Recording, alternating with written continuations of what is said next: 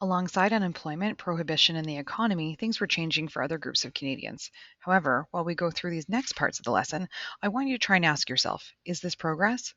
Your answer to this question may change multiple times as you think critically about the historical evidence surrounding the rights of women and Indigenous peoples. Continuity and change. Besides being very nerdy, one of the main reasons historians study the past is to better understand the modern world. Looking at how things were in the past and how they have changed over time helps us understand how and why things are the way they are now. So compare these two pictures, magazine covers from Cosmopolitan magazine from the 1920s to today. Is this progress? The Roaring Twenties. Using continuity and change, we can assess whether or not the issues women of the 1920s faced were simply continuities of previous issues or changes, and if so, whether they were positive changes or negative changes. Women were mainly seen as homemakers. Girls' education was aimed at preparing them for marriage and motherhood. During the war, they had worked to help the war effort. Women worked until they were married, if at all. Women held traditional jobs such as secretaries, teachers, and nurses. They earned just over $8 a week, working 55 hours. They earned 54 to 60% of what men did. This meant that working women wanted rights. In the 1920s, they struggled to get better working conditions, shorter working hours, safety in the workplace, and higher wages. After looking at all that evidence, what do you think? Is this progress or decline? What about adding in politics? 1921, Agnes MacPhail became the first female member of Parliament. Women were denied all sorts of rights and privileges. For example, equal pay for equal work, the vote in some provincial elections. In 1929, the Famous Five was a group of women from Alberta who fought for the right to have women appointed to the Senate, pass bills, and change laws. This was known as the Persons Case. Here's some pictures of Agnes MacPhail and the rest of the Famous Five. The Persons Case itself. At the time, the legal definition of persons under the British North America Act did not include women. The Famous Five fought this all the way to the highest court in England and got it reversed. So how would this impact the lives of women? Let's take a closer look at the Famous Five by watching this video. So, progress or decline? The Famous Five secured the right to vote in many provinces, Alberta in particular, and after their hard work, women were able to sit as senators too. However, none of the women that fought for this honor became senators.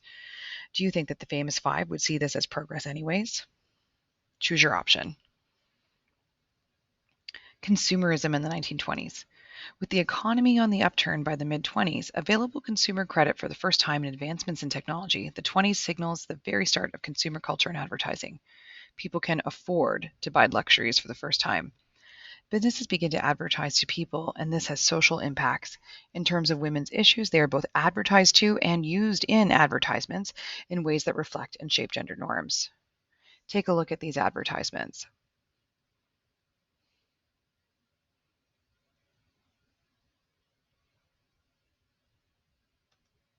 So what do you think? After looking at the differences between advertising in the 1920s to today, is this progress or decline? Indigenous peoples. In 1920, the Indian Act was amended. In 1920, the Indian Act was amended to make it compulsory for status Indian children to attend either an Indian residential school or a day school. For over 100 years in Canada, Indigenous children were taken from their homes, their culture, their way of life, and placed in residential schools run by churches all over the county and country under the guidance and legislation of the Canadian government. While some Canadians were experiencing progress, Indigenous peoples were experiencing decline. Indigenous veterans who served in the war were not recognized. Women had been given the right to vote, but Indigenous people still had no say. Child labor across Canada was deemed illegal, yet Indigenous children were taken from their homes and forced to learn skills to survive in this modern world. To get a brief understanding of the relationship between Indigenous peoples in Canada and our leadership, watch this short video with Wab Canoe. Since the taping of this interview, he has become an MPP in Manitoba for the NDP party and will be making a run to be premier of that province. Take notes on the following during this video. Students versus survivors. What should be done with the Indian Act? How does WAB think that information should be presented to non-Indigenous Canadians? Now let's take a hard look at the truth that Canadians need to know about. Complete the Jamboard as a class for Is This Progress? Did the 20s Roar? And finally, the Unit 2 Activity 1 quiz. Take a few minutes to look over all this material in this lesson, and when you're ready, you can go to the Content tabs and click on Quizzes, then click on Unit 2 Activity